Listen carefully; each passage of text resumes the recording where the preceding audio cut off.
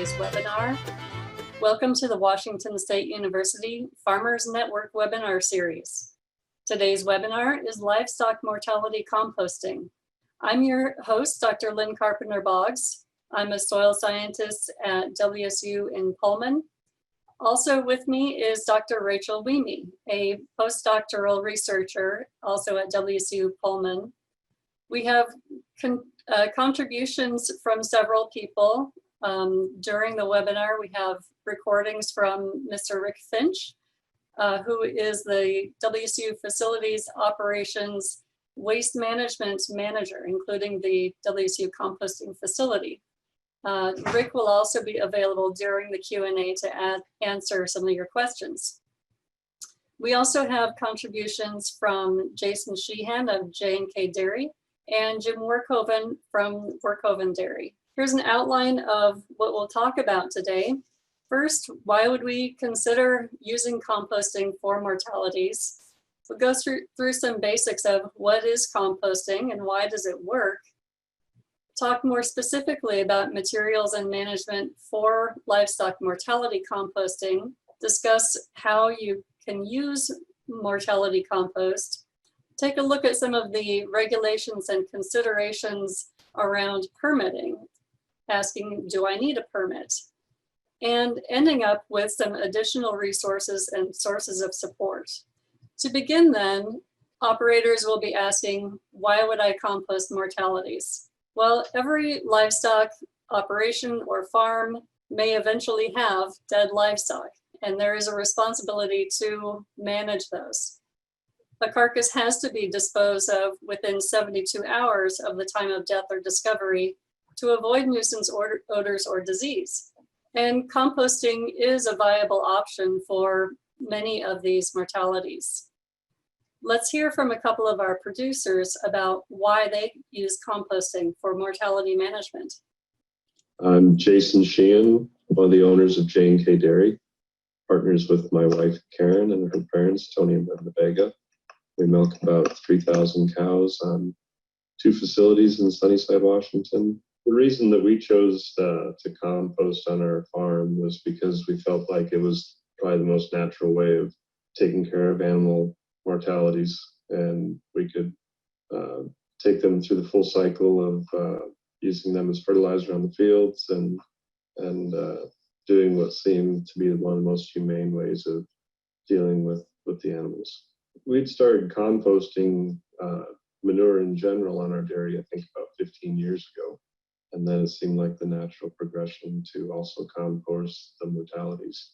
You know, quick and easy way of dealing with them. You could deal with them when you needed to. We were having some issues getting the rendering services to show up in a timely fashion, particularly in the summer. So this way, if we did have a mortality, we could deal with it immediately. I'm Jim Workhoven. I'm a dairyman here in Snohomish County. I farm with my wife and my brother and his wife, and also a number of my brother's kids going into the next generation. So we operate 2 dairies here, 2,000 cows between the 2 of them. We've been doing it for a couple of decades, and I think it's a very effective, cost-effective way of dealing with mortalities. Very hard to find dead animal services in our area. Rendering plants aren't there anymore. It's really not a lot of work because it's something we're doing already. And honestly, I think it actually makes a better fertilizer product in the end. It really does help build up the soil. So producers who are using composting for livestock mortalities usually find that it's a cost-effective method, it's an effective method for disposal, and it produces a compost that is useful for improving the soil on their operations. So let's look a little bit at composting in general, just so that we understand what composting is and why it works. So composting is aerobic decomposition, but it's similar to what happens in topsoil as leaves and animal remains will decay, but composting happens en masse or in large volumes. Composting leads to a transformation of those organic raw materials biologically, chemically, and physically into finished compost, which is often barely recognizable from the initial materials. To support this biological process, we need the correct feedstocks, and we need to supply oxygen and moisture. The feedstocks are extremely important. Feedstocks are the organic materials that you start with, and they bring in carbon, nitrogen, other nutrients, and the microorganisms that will do the decomposition process. Once we supply all of those conditions with enough oxygen and moisture to support microbial activity, they go into a feeding frenzy. Their decomposition activity actually produces heat. And composting is unique because there's enough material and it's managed properly to build up that heat. That leads to not only decomposition, leading to less carbon, less mass and volume, more stable organic materials. It also leads to the buildup of some humic acids, and that heat dramatically reduces the pathogens compared to the incoming material. Let's take a look at the types of feedstocks that are commonly used in agricultural composting. We have high carbon feedstocks. These are important because they increase porosity and absorbance. Some examples would be wood chips, wood shavings, rejected feed, and used bedding.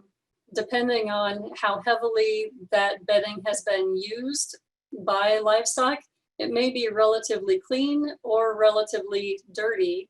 The relatively clean material is going to be higher in carbon, whereas if it's been used heavily and has a lot of manure and urine in it, it's going to be higher in nitrogen.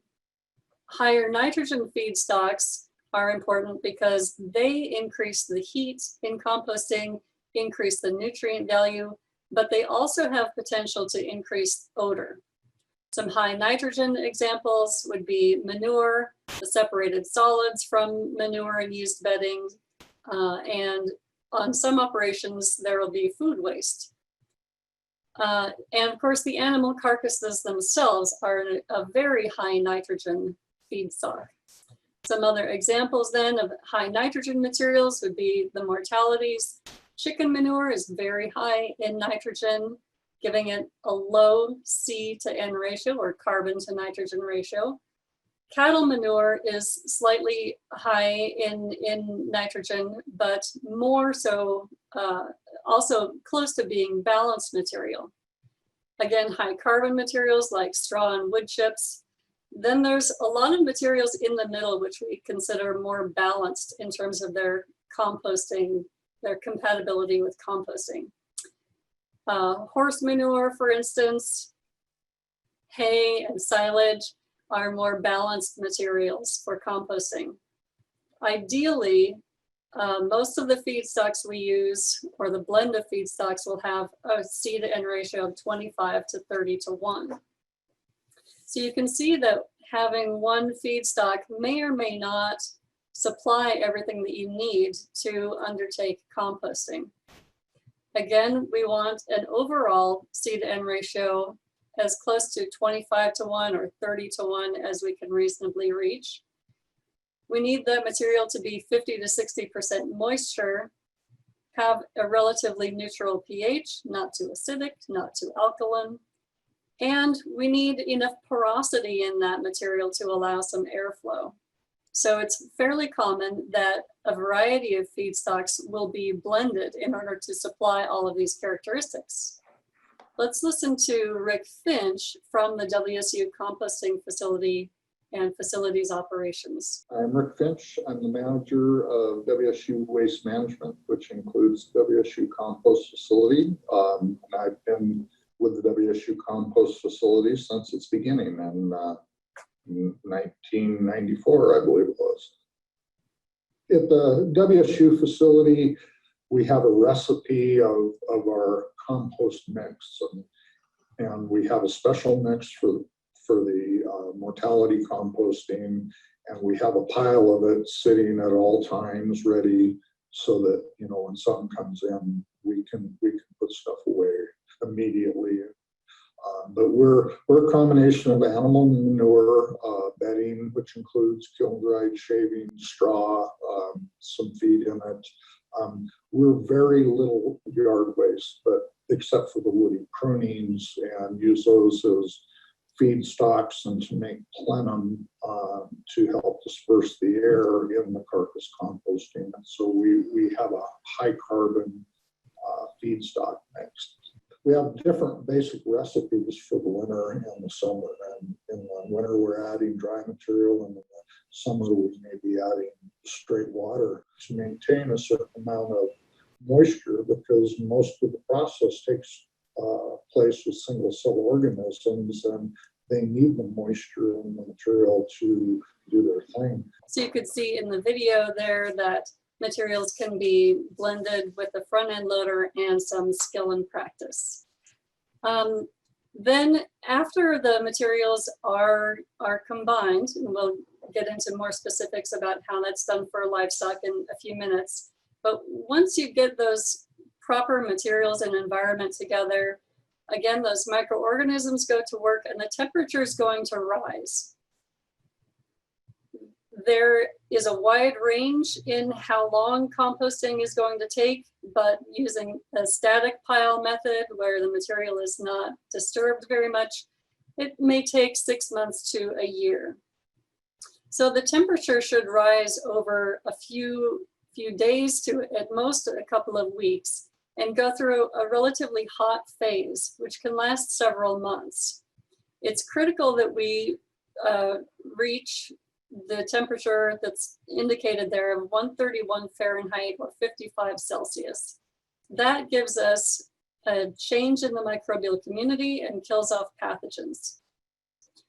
The temperature will decline over time and go through a warm phase, not so hot, but this is called a curing phase that can also take several months or even be allowed to go for a year. Again, that hot temperature is very important to know that that's happening and to monitor. So part of the composting process really should be the management. That needs to be acknowledged as just part of the composting process, to monitor that hot temperature and document at least 3 consecutive days at or above 131 Fahrenheit.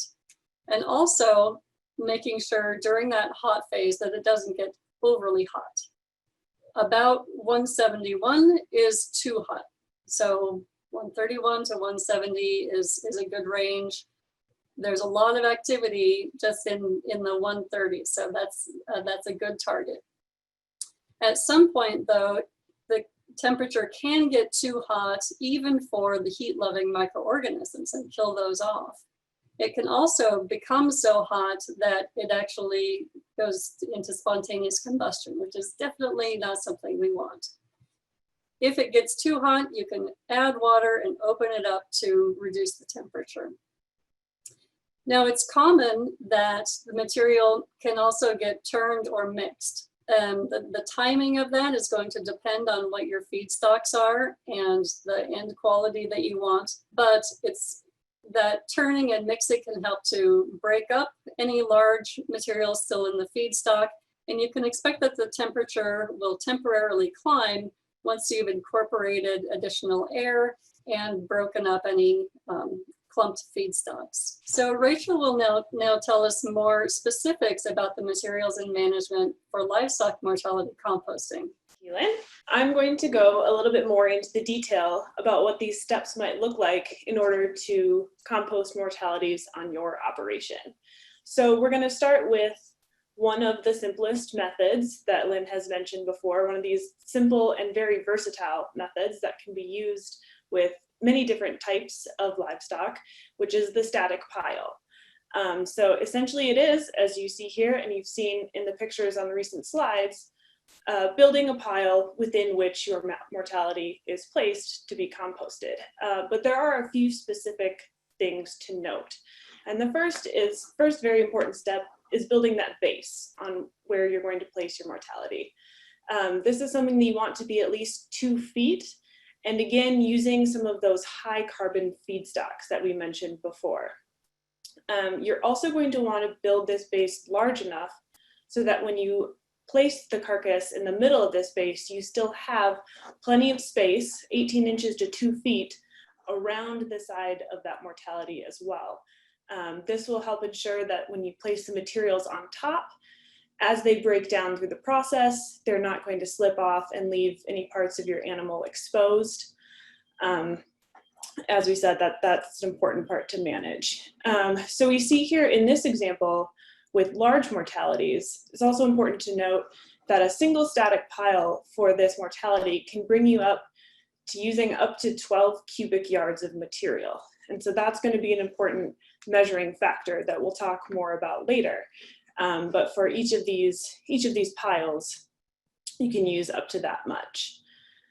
And we want to reiterate again just how important it is, that base of using those high carbon feedstocks for mortality composting, to balance all of that high nitrogen in the carcass in order to collect moisture and odor that is going to come from that carcass, and to provide the proper aeration for this process to proceed. So that is the basics. For larger operations or larger volumes of composting, the next step might be to extend these piles out into rows. So when you have multiple mortalities, you can start laying them out in rows, to which you can add each mortality as you go. With this, again, there are certain considerations, like the overall space that you'll need to accommodate this large volume of material, and also making sure you leave enough space between these to allow for airflow and to allow you to maneuver equipment. Not only will you be returning to these piles to check on them, to monitor temperature, as we mentioned, and to just monitor that all parts of the carcass are staying covered.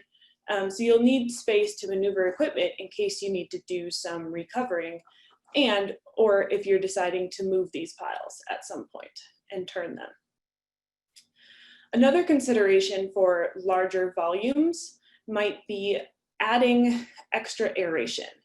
So adding aeration can help speed the composting process by ensuring that those microbes are getting all of the air and oxygen they need to continue on this process. So that can be things like laying perforated pipes below your rows and in the base, and can even go as far as to become active aeration, which is what we call when we would add movement of air, either blowing air through a pipe through the pile, or pulling air through the pile and through a pipe that's placed under your rows.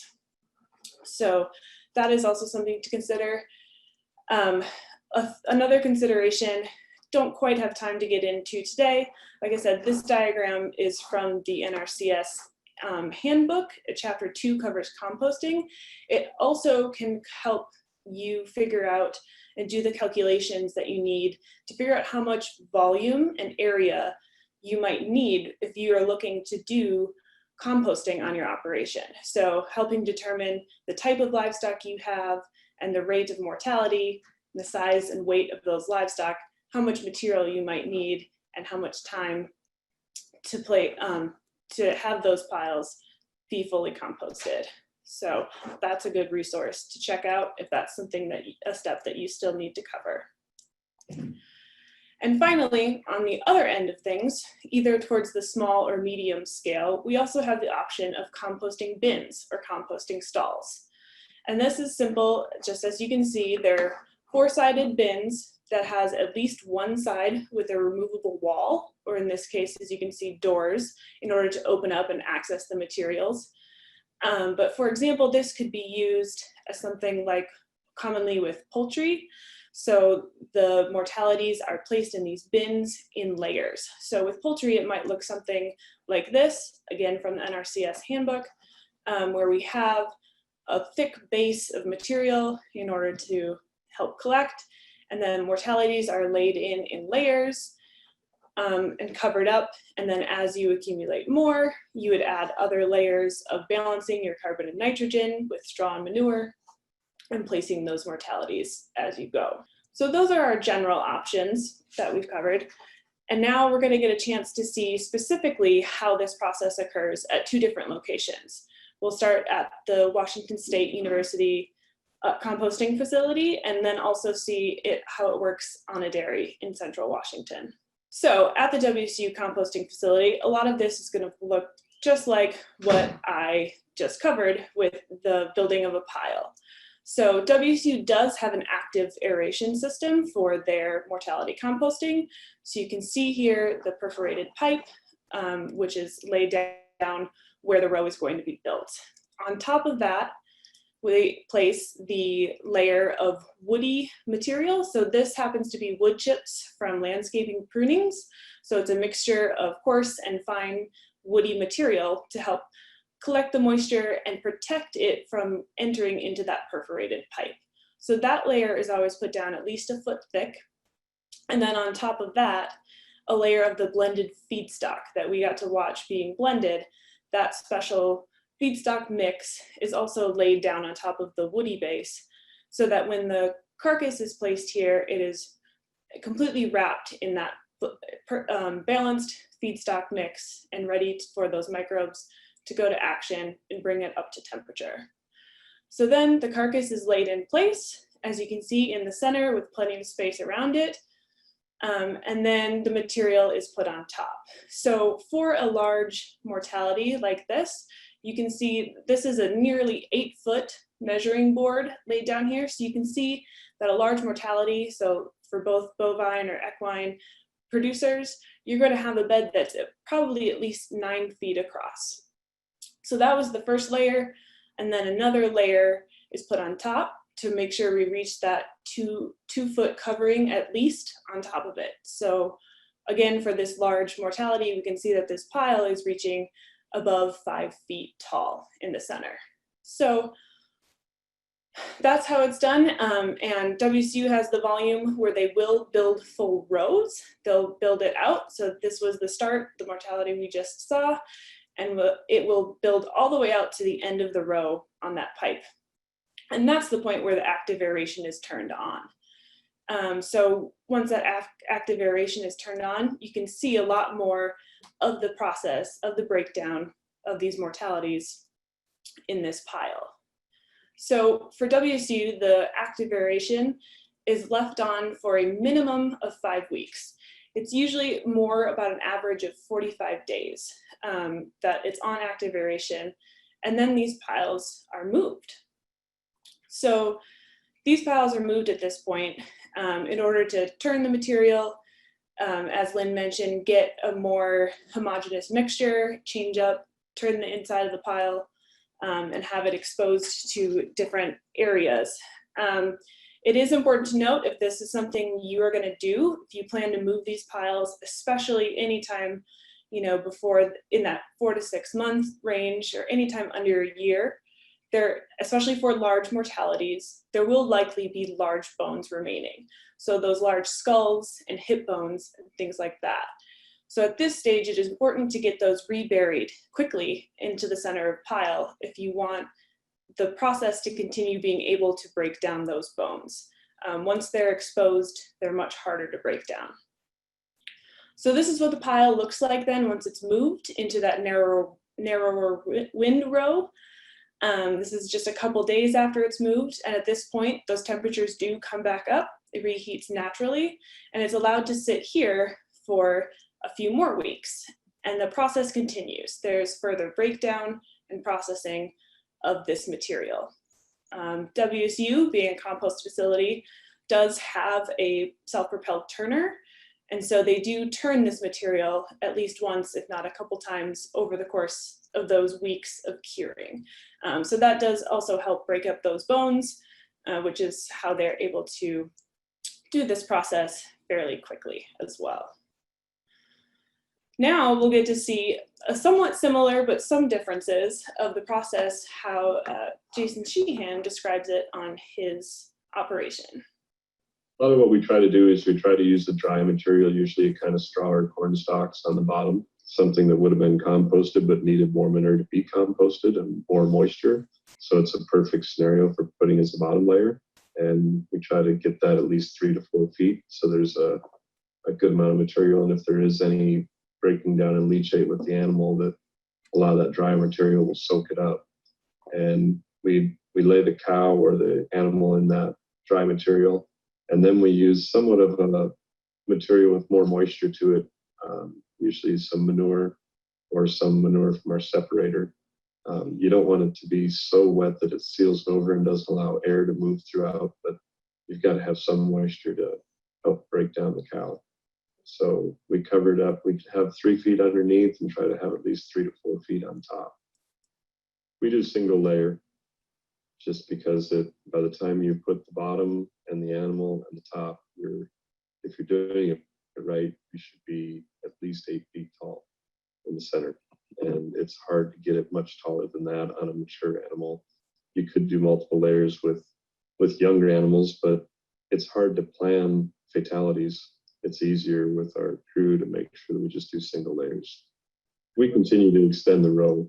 So we've got rows, and we add to the rows. So it can take quite a while to make a row. So that's once the temperatures drop at the beginning of the row, we just let that row sit. We basically have got to wait for the last animal to get to the point where they're ready to turn. It varies by the time of the year, but we try to leave them there for 4 to 6 months before we start doing any turning. A lot of it is we're trying to let the temperatures cool down, because when your temperatures are cooling off, that means the natural composting of the animal's done, and it needs some air turned in there.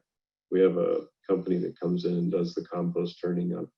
And then we try to turn every couple weeks, depending on temperatures. You track the temperatures, and when the temperatures start cooling off, you turn it again. Once you turn it and the temperatures don't rise anymore, that means that the process is complete. So those two were both examples of turning the pile fairly early on in the process. But as we said before, you can also do it and leave the pile for up to a year, and then be able to use the material after that. However, it's not quite completely something that you can just set up and walk away from for a year. As we said, you do need to be there to monitor temperatures, but you also need to be there just to monitor that the process is going smoothly, and ensuring that the carcass stays covered at all times. There will be natural shrinkage of the material, and so it is important to check that your feedstocks aren't shrinking faster than your mortality, and because that could leave parts of your mortality becoming exposed.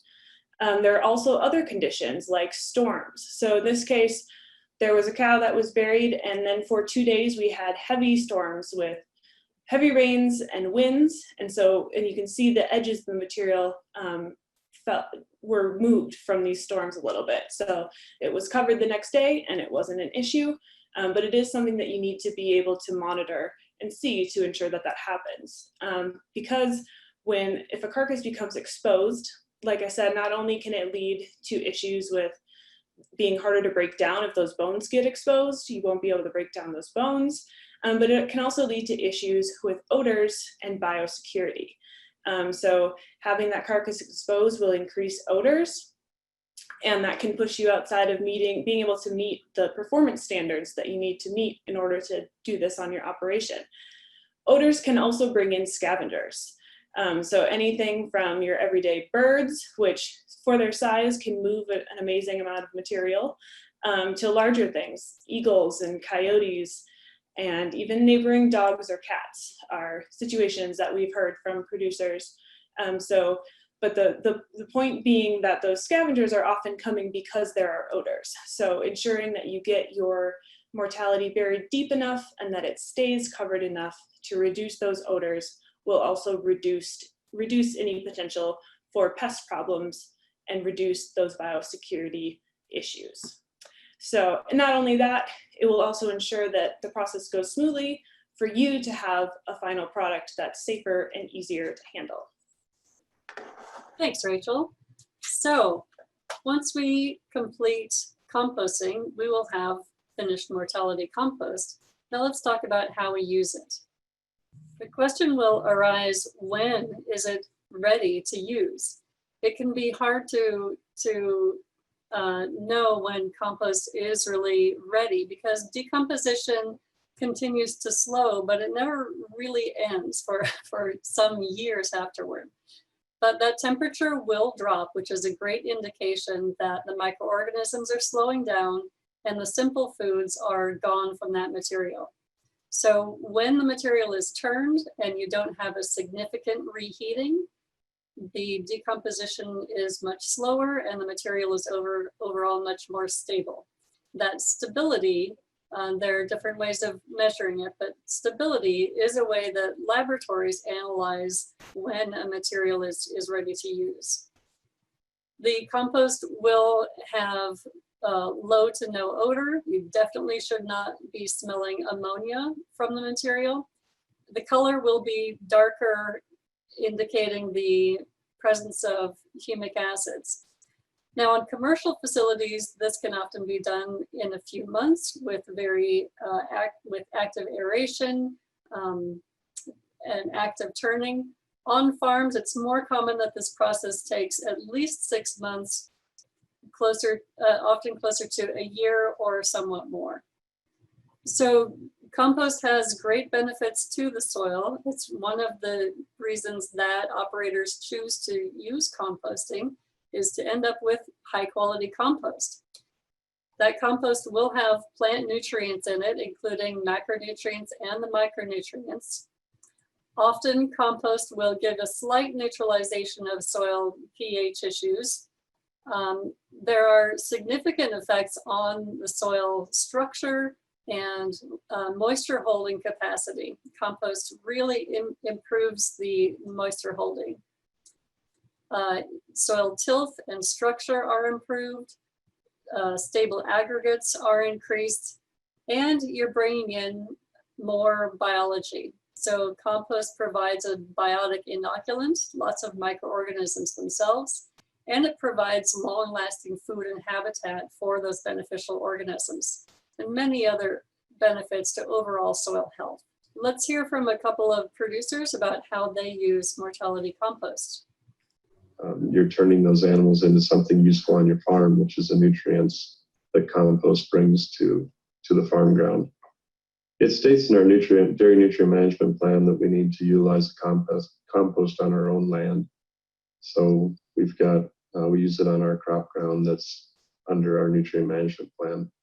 So it's pretty easy. It's just kept it separate. We screen it to get any bones out of it if there are any remaining, and usually we do a pretty good job of composting most of those, and then we apply the compost to the fields that need it. I would highly recommend it over burying. I mean, for one thing, it's a lot less work, and for another thing, and probably just as importantly, is that you can make use of those nutrients, and nutrients are valuable. And if you look at your farm as kind of the cycle of life in a circle, it just does a much better job that way. I want to complete the circle the best I can and in any way I can. This is a higher quality material, the animal tissue material. It's lower pH, higher nutrients. It's got quite a few good qualities to it. Once compost is land applied, those nutrients become available for plant uptake over time. It is important to remember that as a fertilizer, compost is quite a bit different than using inorganic fertilizers. Inorganic fertilizers become plant available usually over hours to days, whereas compost will take months to often years to completely break down and release those nutrients. In this little example, if we have 25% breakdown and nutrient release each year, which is a relatively high rate of release for compost, it still takes over 3 years to get half of the nitrogen released, and you can have some continued decomposition and nutrient release for 9 to 10 years or more. Of course, the most important thing in using mortality compost is to follow your permit or exemption conditions. And those can include regulations on whether or not you need to test the material, what tests you need to run, and where the material can be used. There are some types of permit exemptions in which the material is not allowed on ground that will grow root crops for the next 3 years. There's common concern about euthanasia drugs, so we thought we would mention that there is research showing that euthanasia drugs break down during composting and also are highly absorbed into the material, so that those drugs did not become bioavailable from finished compost. Some mortality compost can even be used on organic crops, but it's important to check with the certifier before that's used on organic crops. To maintain biosecurity and biosafety, you want to clean any equipment that's used for land application of mortality compost before it's used again for anything else, especially if that equipment is going to be used, for instance, for moving livestock feeds. Many of you may be asking, do I need a permit? Well, the good news is that in Washington state, many agricultural operations are exempt from solid waste handling permits for mortality composting. There are several different types of exemptions.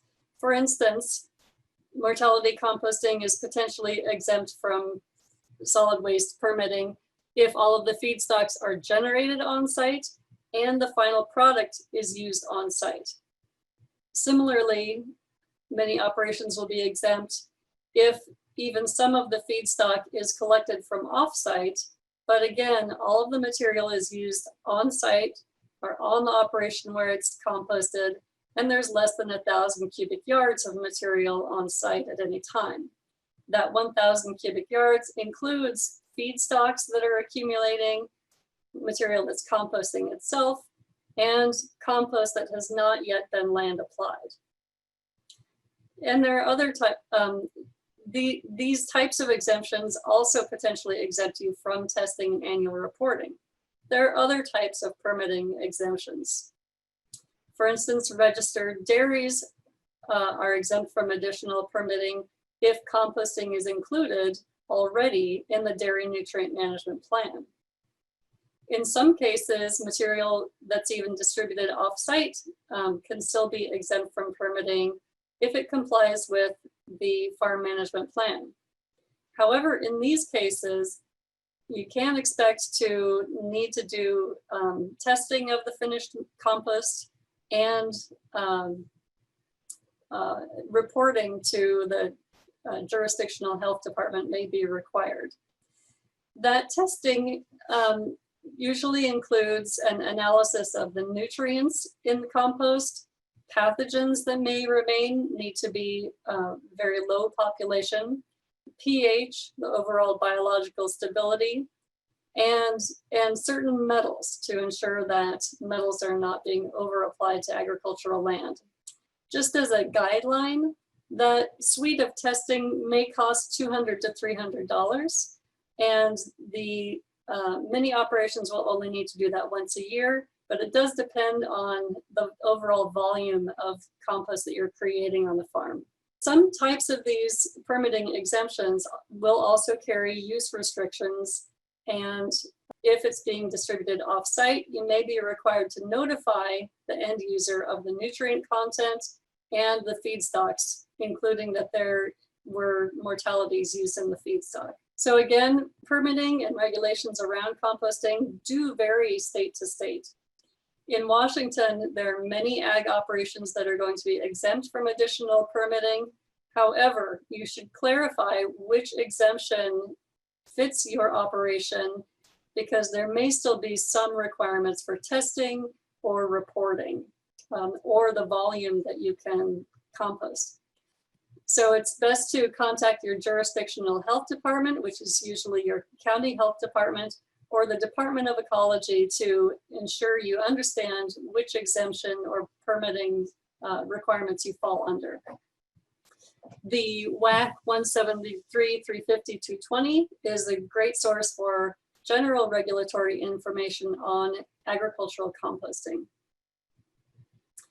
regardless of permitting, there are some guidelines that everyone should follow. Any operation has to allow inspection if requested, for instance, from your health department, whether or not you're permitted.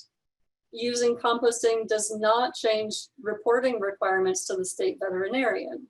There are required diseases that are required to be reported and requested to be reported.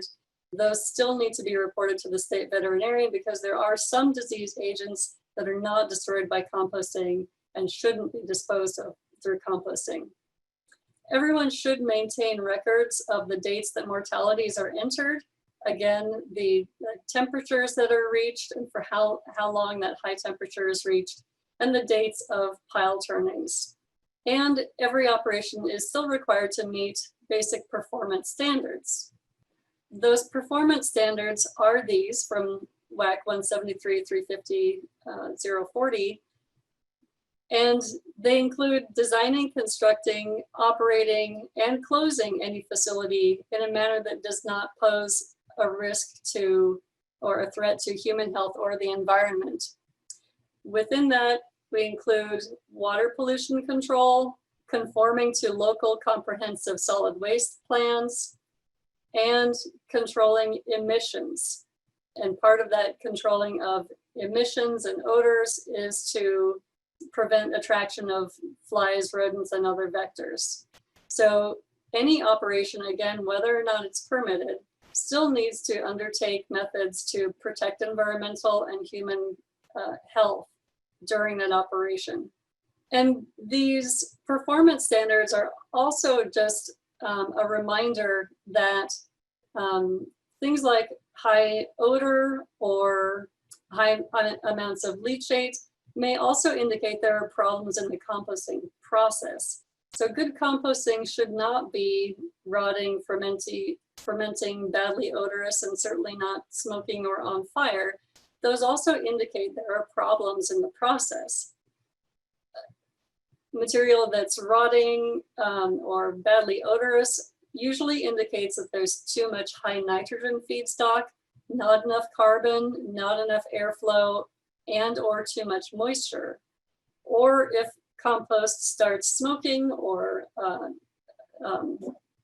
worse, it usually is an indication that there's too much material together or there's too little moisture. Again, all of these things can be managed by constructing the site and the pile correctly and through good monitoring. Location is an extremely important consideration before you start significant composting. Things to consider would be the security and access. Who needs to have access to the site? And is that readily available when it's needed? Where are mortalities going to be coming in from? Where is compost going to be going? You want to minimize transport of those mortalities, both for biosecurity and just for cost considerations. Location also affects your performance standards. You need to develop a site so that runoff and leachate are going to be prevented and there's no contamination of surface or groundwater. And also it can affect your odor management in terms of which way does the wind blow? How much does the wind blow there? And where is the wind taking any potential odor after it leaves your property? So public perception is going to be affected by where you locate an operation. And let's hear from a couple of producers about site selection. Site selection, when you're starting out, is extremely important. You have to be very conscious of water sources that are around, freshwater sources, groundwater sources. I recommend, siting away from surface water. Our site is designed in such a way that it is diked to prevent any water or leachate from running from the site off of the site and to prevent excess water from running onto the site from off site. So we manage the water that falls on the site, but only the water that falls on the site. We're lucky because we had the funding when we started the facilities to have a hardened site, so we're on 4 acres of asphalt. Also, you don't want to be completely up on a hilltop because that generates higher wind speeds and it does create more material movement. But on the other hand, you don't want to be down in a hole where odors accumulate and then pick up and move with an inversion as temperatures change. So in a space where there is some air movement but not too much, is a little more ideal, and our site does work for that. You don't want to site it near where you have a lot of neighbors that are going to be very sensitive to new odors, because no matter what you do, there's going to be some when you're handling material, depending on what condition it came to in. We've got composting sites already in general on both facilities, and so those compost sites drain, any liquid would drain towards our lagoons. And so what we do is we make sure that the compost mortalities are always closest to the lagoons, and none of that leachate, if there was any, would go into our other compost. It's a system that's worked well for us. We either do it on a large slab of cement we have, or we do it actually in unused silage bunkers sometimes during the summer months. I think it's important that you have you do this in a place where runoff can be contained, and the slabs are all set up so that there's no chance it can get to water is essentially it. With the silage bunkers, they have their own separate pods. The slab is just a long ways away from anything, and actually there's not a lot of that. But if you get heavy rains and this sort of thing, there can be some. So you just want to make sure you're not anywhere near ditches or waterways. So anyone undertaking livestock mortality composting hopefully has a general idea of how the process works now, but it's always good to have more resources and know where to go for extra support.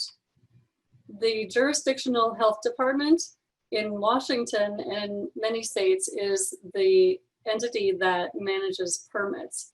So they're an important resource. WSDA can be an important resource, especially for dairies and operations that have standing management plans that should be complied with. You may have other great contacts within WSDA. Conservation districts often have specialists who can help you with the details of setting up a site. The Washington Department of Ecology has solid waste management experts. And remember that the Department of Ecology is set up in regional offices. So contact your appropriate regional office and ask for solid waste management. There are lots of other information sources out there. WSU has an extension bulletin describing the process. WSDA publication is listed. Cornell has a one-page poster that explains the basics. On the other end of the spectrum, there is a 35-page manual from APHIS that's very thorough and especially describes considerations for managing animal disease. There may even be funding support to help you prepare a site or structures. So check with your local conservation district or NRCS offices. With that, it is time to answer a few questions. Thank you very much for listening, and we are very grateful to our funders in the Washington State Department of Agriculture and our contributors, Rick Finch, Jim Workhoven, Jason Sheehan, and many others. We do ask you if you can complete a survey, an evaluation survey. We will also email this link out to you. It's helpful to us and to our funders to know if this was helpful and what else should be added. I see a couple of questions here in the chat. How common is use of mortalities in composting? Why should more consider it now? Good questions. It's difficult to know how much mortality composting is actually being used because many operations aren't required to report that. Again, there are beneficial use exemptions for a lot of agricultural composting, including for livestock mortalities. It is of a increasing interest for several reasons. There have been, among them is that there's been big changes in the rendering industry. And this has been happening for some time, but in Washington state has become really extreme this year. It's simply very difficult to find any rendering service. Some operations have enough land and the right situation where they are still allowed to bury, but also fewer and fewer landfills are accepting mortalities or processing waste. So composting is something that can be done biosecurely on site. So that's why it is of greater consideration to operations now. Great, I want to mention here, I see that the California Department of Food and Ag and University of Maine will be hosting additional carcass management training in Tulare, California in March 2021. That's wonderful. There are, again, many great resources out there. See another question about the euthanasia drug breakdown. I can send you those references. I'm sorry, I don't have those looking at me right now, but I know some of that research was actually completed here at WSU. So I can send you some of that research. Roughly what percentage of the N supplied in the total content of the mortality is retained in the finished compost? Yeah, and off the top of my head, I don't have the number about that either. There is going to be some variability depending on how the material is managed. An estimate for composting in overall, if there is a lot of odor of ammonia, that's an indication that you're losing a lot of nitrogen. That ammonia loss is worse when there's insufficient high carbon material, especially on top of a mortality, and also when the pH is too high. So I'm not even certain that there's research about this because there is going to be variability. I can say the majority of nitrogen will be there, and if it's well managed, the large majority of the nitrogen should still be there. Are the animals composted at WSU facility only from WSU research? Oh, or can we accept mortalities from other farms? And Rick may want to weigh in on this, but our facility is not accepting outside materials. Yeah, and in addition, I mean, it's not just research animals. Since WSU has a large College of Veterinary Medicine, there are mortalities from the hospital, and there are also mortalities that come through the Washington Animal Disease Diagnostic Laboratory for autopsy or necropsy. In fact, in the video you saw one, and that was why it was kind of cut up, because it had come from the necropsy floor. So they're not all research, but it is only generated by some WSU source. All right, I don't see further questions coming in. So I thank everyone for your interest and attention. Again, we will be following up with a link to an evaluation survey, and we hope that you will answer that for us. Thanks very much.